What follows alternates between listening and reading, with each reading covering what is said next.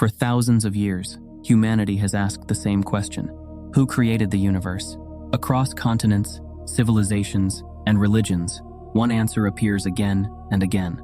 A supreme creator brought everything into existence.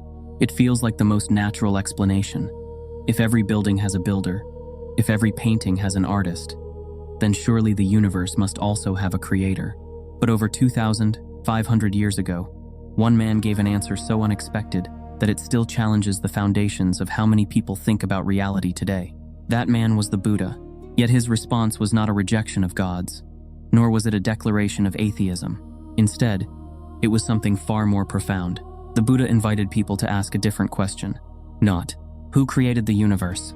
But, why do we assume that everything must have a single creator in the first place? This subtle shift changes everything, because according to Buddhist philosophy, searching for one ultimate beginning may be like searching for the first wave in an endless ocean. Every wave appears because of countless conditions: wind, water, gravity, time. None exists independently, and neither do we. One of the most fascinating Buddhist texts tells the story of a mighty heavenly being named Brahma, a god so powerful that he sincerely believed he had created the entire universe. He wasn't lying. He wasn't evil. He simply misunderstood what he was experiencing. According to the Buddha, even the highest gods can become trapped by illusion. That raises an astonishing possibility. What if the greatest illusion isn't about the world, but about the mind that tries to explain it? Tonight, we'll explore one of Buddhism's most profound teachings, not to prove anyone wrong, nor to compare religions, but to understand why the Buddha approached the mystery of existence in a way that continues to inspire philosophers, scientists, and spiritual seekers around the world. Because by the end of this journey, you may find that the most important question was never, who created the universe?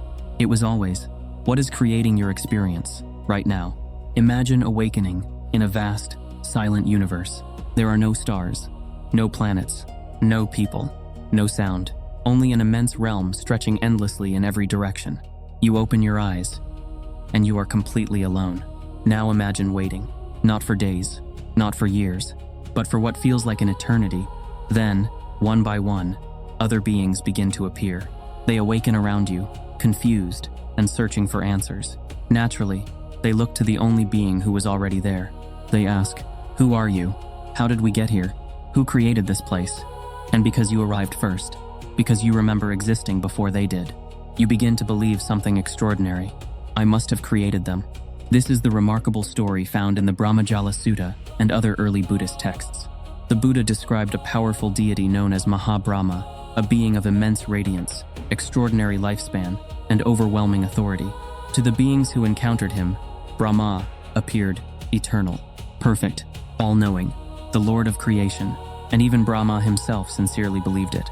He declared, I am Brahma, the great Brahma, the Supreme One, the unconquered, the all-seeing, the Lord, the Maker, the Creator, the Father of all that has been and shall be. It is a breathtaking claim, yet the Buddha offered a startling explanation. Not that Brahma was evil, not that he intended to deceive anyone, but that even this magnificent celestial being had forgotten something. He remembered only part of the story. Like someone waking halfway through a movie, Brahma mistook the beginning he could remember for the true beginning of everything. From his perspective, it seemed obvious. He existed first. Others appeared later. Therefore, he must have created them. But appearances can be deeply misleading. The Buddha taught that memory is limited, even for gods. Perspective is incomplete, even for celestial beings. And certainty can become the greatest obstacle to wisdom. This was not a criticism of Brahma. It was a profound observation about the nature of consciousness itself. Whether human or divine, the mind has a remarkable tendency to build complete stories from incomplete information. How often do we do exactly the same? We remember part of our lives, then invent explanations for everything we cannot remember. We experience one success and believe we alone caused it. We suffer one loss and convince ourselves we understand the entire meaning of existence. Perhaps Brahma's story is not really about a god.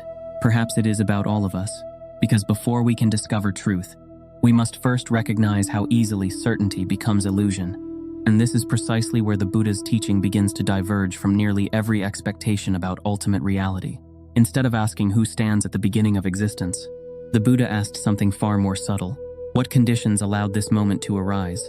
That single question would become one of the most revolutionary ideas in the history of human thought. If Mahabrahma wasn't the creator, then who was? This is the moment many people expect the Buddha to reveal another, higher God, a hidden creator behind the creator. But instead, the Buddha did something almost unimaginable. He refused to replace one ultimate creator with another. Instead, he invited people to look at reality itself. Imagine standing in a forest. You notice a magnificent tree towering above everything else. Its trunk is thick. Its branches stretch toward the sky. Its roots disappear deep into the earth. You ask, who created this tree? Most people stop there. The Buddha did not. He asked another question. What allowed this tree to exist? Suddenly, the answer becomes far more interesting. The tree depends on the seed. The seed depends on another tree. Both depend on fertile soil. The soil depends on fallen leaves that slowly became earth. The rain nourishes the roots. The sun provides energy. The air carries invisible gases that sustain every leaf. Even time itself plays a role. Remove just one condition, and the tree cannot exist as it does. Now expand that understanding beyond a single tree. Apply it to mountains, oceans, stars, galaxies, even your own life. According to Buddhism, nothing exists independently. Everything arises because countless conditions come together for a brief moment. This principle is known as dependent origination, one of the deepest teachings in all of Buddhism. It does not say that nothing exists, nor does it claim that everything is random. Instead, it reveals something astonishing. Everything exists because everything depends on everything else. This insight completely transforms the question of creation. Rather than searching for a single beginning, the Buddha encouraged us to observe an endless web of causes and conditions. Like waves rising and falling on the surface of the ocean. Which wave came first? Can one wave exist without the ocean? Without the wind? Without gravity? Without the moon pulling the tides? The question itself begins to dissolve. Perhaps existence is not a straight line beginning with one creator. Perhaps it is an infinite network where every event supports every other event. This idea may seem abstract at first, but consider your own life. Who made you who you are today? Was it only your parents? Or your teachers? Your friends? The books you read? The hardships you survived? The strangers you met for only a few seconds? Who unknowingly changed the direction of your life forever? Every conversation, every failure, every success, every coincidence, every choice, each became another thread woven into the person you are now. Could any single thread honestly claim, I created you? Probably not. The Buddha saw reality in exactly this way. Not as isolated things, but as relationships. Not separate objects, but interconnected processes constantly unfolding. And perhaps this explains why the Buddha never spent his life trying to prove whether a creator existed or not. Because he believed there was a far more important discovery waiting inside every human mind. Not, who made the universe? But, why do we experience ourselves as separate from it? That single realization would eventually lead to one of Buddhism's most transformative teachings, the illusion of the separate self. And once that illusion begins to fade, our understanding of suffering changes forever. Imagine watching a river. At first glance, it seems obvious. There is the river. It has a name, a beginning, an end. It appears permanent. But look closer. The water flowing past you now will never pass again. Every second, the river changes. Different water, different currents, different reflections. Yet we continue calling it the same river. The Buddha believed something similar happens with us. Every day we say, my body, my mind, my life, my identity, myself. But what exactly is this self we defend so fiercely? If every cell in your body is constantly changing, if your thoughts today are different from those you had 10 years ago, if your beliefs, memories, relationships, hopes, and fears are all evolving, then what exactly has remained unchanged? This question wasn't meant to confuse people. It was meant to free them. According to Buddhism, what we call the self is not a permanent entity hidden somewhere inside us. It is a process, a continuous flow, like the flame of a candle. The flame appears stable, but in reality, it is being recreated every single moment. New fuel, new oxygen, new heat. The appearance of permanence hides continuous change. The Buddha described our experience through what are known as the 5 aggregates: form, feeling, perception, mental formations, consciousness. Together, these create the experience of I, but none of them, individually or collectively, exists as an eternal, unchanging self. Imagine a chariot. If you remove the wheels, Is it still a chariot? Remove the axle, the seat, the frame. At what point does the chariot disappear? Was there ever a separate chariot apart from its parts? This ancient Buddhist analogy points towards something extraordinary. Perhaps you are not a fixed object, but a name we give to an ever-changing collection of causes and conditions. At first, this idea can sound unsettling. Many people fear it means, then nothing matters. But the Buddha reached the opposite conclusion. If nothing exists independently, then everything is deeply connected. Your actions matter. Your words matter. Your thoughts matter. Every choice creates conditions that ripple outward, affecting countless lives in ways you may never see. Just as a single stone dropped into a still lake sends waves across the entire surface, understanding non-self is not about losing your identity. It is about losing the illusion of isolation. It is the realization that you have never been separate from life itself. This is why compassion becomes such a natural expression of wisdom in Buddhism. When the illusion of separation fades, helping another person no longer feels like helping someone else. Their suffering is not entirely separate from yours. Their happiness enriches the world you also inhabit. This is the quiet revolution hidden within Buddhist philosophy, not merely changing what you believe, but transforming how you experience reality itself. And yet, one profound question still remains. If everything is constantly changing, if there is no permanent self, why do we suffer so deeply when life changes?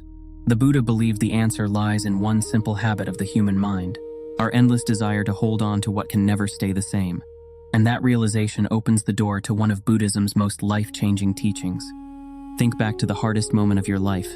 Perhaps it was the end of a relationship, the loss of someone you loved, a dream that quietly slipped away, or maybe it was something much smaller, a single sentence that stayed in your mind for years. Now ask yourself an honest question. What actually caused the suffering?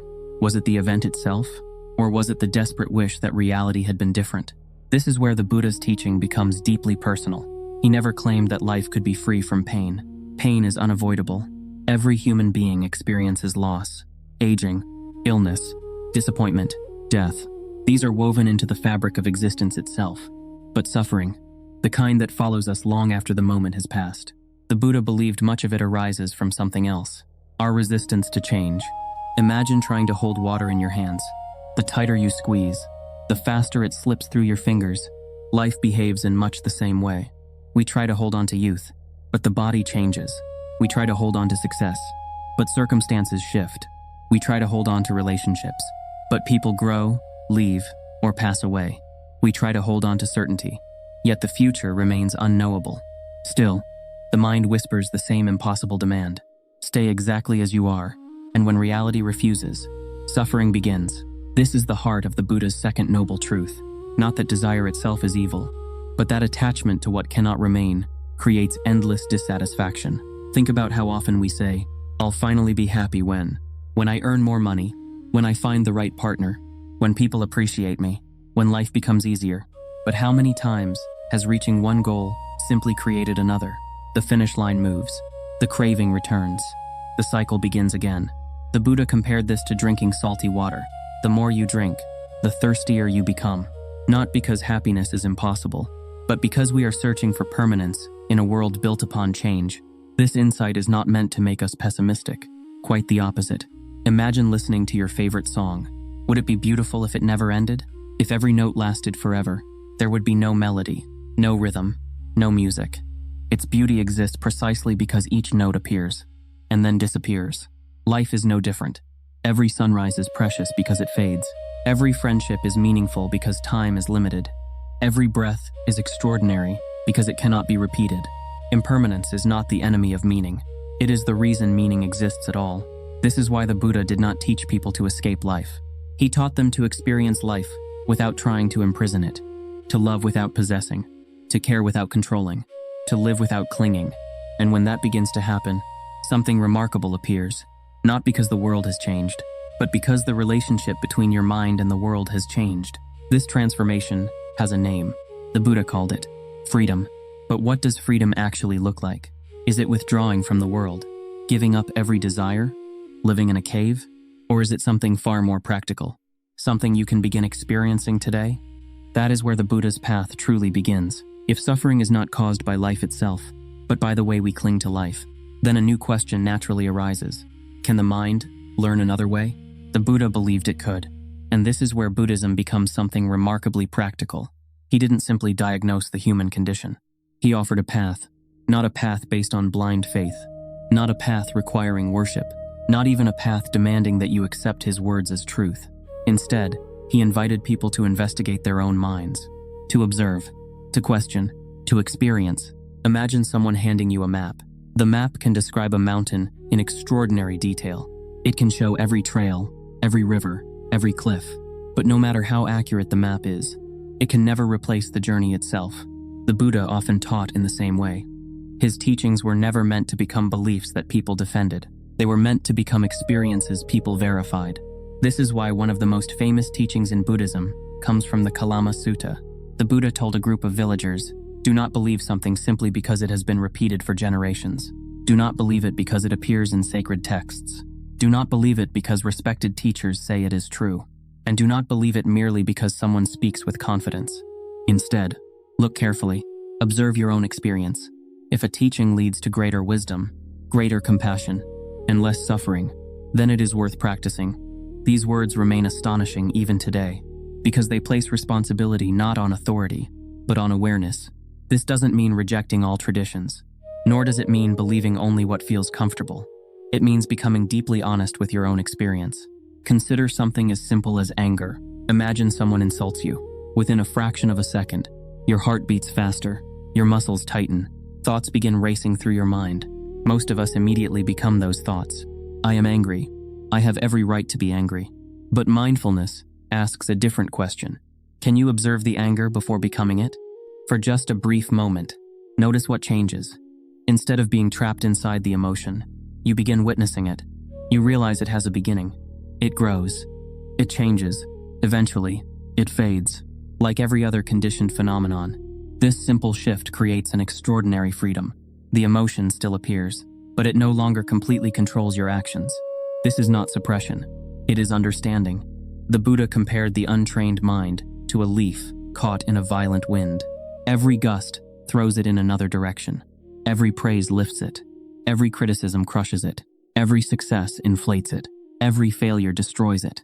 But through mindfulness, the mind gradually becomes like the tree itself. The wind still blows. Storms still arrive. Yet the roots grow deeper. The branches bend without breaking. Peace is no longer dependent upon perfect circumstances. It begins growing from within. This is why Buddhism has never promised a life without difficulties. Instead, it offers something far more valuable: the ability to meet difficulties without losing yourself inside them. And perhaps, that is what true freedom has always meant. Not controlling the world, but no longer being controlled by every movement of the world. Yet one profound mystery still remains. If everything arises through causes and conditions, if our thoughts, emotions, and even our sense of self are constantly changing, then what happens when this life comes to an end? Does anything continue, or does everything simply disappear? For over 2,500 years, that question has fascinated philosophers, scientists, and spiritual seekers alike. And the Buddha's answer may surprise you. If there is no permanent self, then one question naturally follows. What happens after death? At first glance, Buddhism seems to present a paradox. The Buddha taught that there is no eternal, unchanging soul. Yet he also spoke about rebirth. How can both be true? To understand this, we first need to let go of one common assumption. Many people imagine rebirth as though a permanent self travels from one life to another, like a passenger moving from one train to the next. But that is not how the Buddha described it. Instead, he pointed to something much more subtle. Imagine lighting one candle from another. Is the second flame the same as the first? Not exactly. Is it completely different? Not entirely. The first flame gives rise to the second through a chain of conditions. There is continuity. Without an unchanging entity passing from one place to another, the Buddha suggested that our lives unfold in much the same way. Every intention, every action, every word, every habit of mind leaves an imprint. These patterns shape the conditions that give rise to future experiences. This is the principle of karma, not as cosmic reward or punishment, but as cause and effect operating within consciousness. Plant an apple seed, and an apple tree grows. Plant a thorn bush, and thorns appear. The universe is not judging the seed. It is simply responding to conditions. The Buddha saw our thoughts and actions in exactly the same way. Every moment becomes the seed of the next. Even within this single lifetime, we can witness this process. Think about someone who spends years cultivating kindness, patience, gratitude, compassion. Without realizing it, those qualities gradually reshape how they experience the world. Now imagine someone who constantly feeds anger, resentment, fear, or hatred. Those habits also become a world they eventually inhabit. Long before we ask what happens after death, we should perhaps ask, what are we becoming right now? Because according to Buddhism, rebirth is not only something that may happen after the body dies. In a very real sense, it happens every moment. Each thought conditions the next. Each choice shapes the future. Each moment gives birth to another. The person you will be tomorrow is being created by the mind you cultivate today. This understanding shifts the focus away from speculation. Instead of obsessing over what happens after death, the Buddha repeatedly invited people to pay attention to the present moment, because this moment is where the future is born. This moment is where suffering begins, and this moment is also where freedom becomes possible. Perhaps that is why the Buddha rarely encouraged endless debates about the beginning or the end of the universe. He believed those questions, while fascinating, often distract us from the one place where transformation can actually occur. Here, now. And that brings us back to the question that started this entire journey. Not, who created the universe, but something far more intimate. What kind of world are you creating? Every single day. Through your own mind. Because perhaps, that has always been the question that matters most. Perhaps, the Buddha never intended to answer every mystery of the universe. Not because the questions were unimportant, but because he believed something even more profound. Imagine spending your entire life trying to discover who built a house, while never stepping inside, or becoming so fascinated by a map that you never begin the journey. The Buddha saw many philosophical debates in exactly this way. Interesting, stimulating, sometimes even beautiful, but they often pulled attention away from the one place where real transformation could happen. This moment, your own mind, whether the universe had a beginning, whether it has always existed, whether there is a creator, or countless worlds beyond this one. None of these questions can free you from anger, or fear, or attachment, or suffering. Only understanding your own mind can do that. That is why Buddhism has always been less concerned with winning arguments, and more concerned with ending suffering. Perhaps this is what makes the Buddha's teaching so timeless. It doesn't ask you to believe blindly. It doesn't demand that you abandon your reason. It doesn't insist that you accept every word on faith alone. Instead, it offers an invitation. Look carefully. Observe honestly. Test everything through your own experience. Keep what leads to wisdom. Let go of what leads to suffering. Whether you are religious, spiritual, a scientist, a philosopher, or simply someone searching for peace, that invitation remains open. More than 25 centuries later, it still asks the same quiet question. Not, who created the universe, but, what is your mind creating? Right now. Because every thought becomes a habit. Every habit shapes a life. Every life influences countless others. Perhaps the universe changes, not only through stars being born, but through a single human heart awakening to compassion. And maybe, that is the greatest creation of all. Not a world brought into existence by one perfect beginning, but a wiser world, created moment by moment, through awareness. If this exploration has inspired you to see Buddhism from a new perspective, we'd love to hear your thoughts. Do you think the universe needs a creator? Or does reality arise through causes and conditions? Share your perspective respectfully in the comments below. One of the greatest strengths of genuine spiritual inquiry is the willingness to explore different ideas with curiosity rather than certainty. If you enjoy thoughtful explorations of Buddhist philosophy, meditation, and timeless wisdom, consider subscribing to Buddhist Mind Lab. Until next time, take care of your mind, because the world you experience tomorrow begins with the thoughts you choose today.